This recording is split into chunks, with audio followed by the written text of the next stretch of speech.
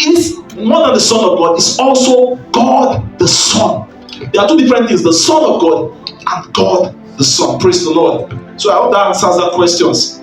Thank you very much. So let's look at the next question quickly. The next 10 or 15 minutes we should be done with this. So okay, so this says, in which way can I work for God, or can we work for God? In which way can we work for God? Okay, that's the next question. Okay, I'll leave it to the panelists. So please, I'll ask our panelists. Give Pastor Charles. Pastor Charles has said everything. In what way or which way can we work for God? W-O-R-K.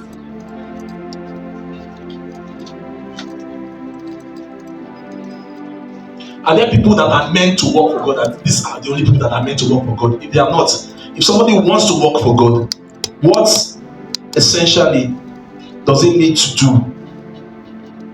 Are there qualifications, for example, and all of that, please? Okay, if that's the context of the question. Yes. I want you to take it holistically. Alright, fine. Working in the house of God has to do with service. Okay, so that would involve any aspect of the church where you feel you can fit in. And I think in most cases, where you find your giftings, you find your giftings or your strengths being expressed. So for instance, you've always loved dancing, choreography. So you come to this church and you see it's a huge church and you feel like, oh, I think I can express that gift of dancing to, a song in a given manner. It thrills people. And you never can tell who may see that dance and be inspired, or it can change the person dramatically. It could be, okay, there's this skill you have, you like meeting people, you like talking to people, you like, welcoming people. So you find your perfect expression with the ushers. If you love singing and somehow you even feel that I think I only enjoy my singing in the bathroom, or my voice is not that good, just join the choir. I believe that there's something that God sees. You may not be perfectly fit for what you long in your heart to do, but if you have that desire somehow and you have a will, there will be a way. God will make it happen. And I believe that there are gifted people in the choir who can train your voice to become that which would glorify God.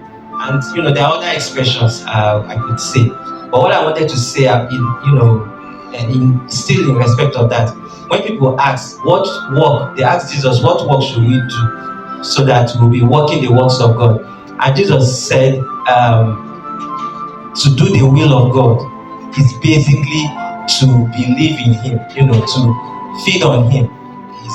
That's why He said He's the bread of life. And anybody who eats Him, or who feeds on Him spiritually, feeds on or does the will of God. So believing in Jesus, believing in His word is basically doing God's will.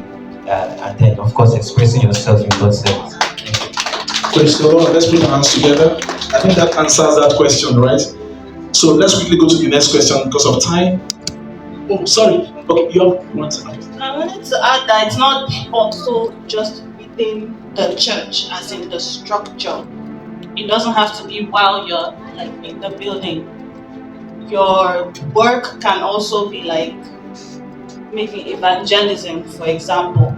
So whatever gift, whatever you can do to draw people to Him and like enlighten them about God. Praise the Lord. Praise the Lord. Let's put our hands together. I think that's very powerful. So you don't have to be within the confines of the church structure. You can talk to your next door neighbor and just tell him about Jesus. You are working for God. You don't have to be a worker to be a worker. Okay? You can.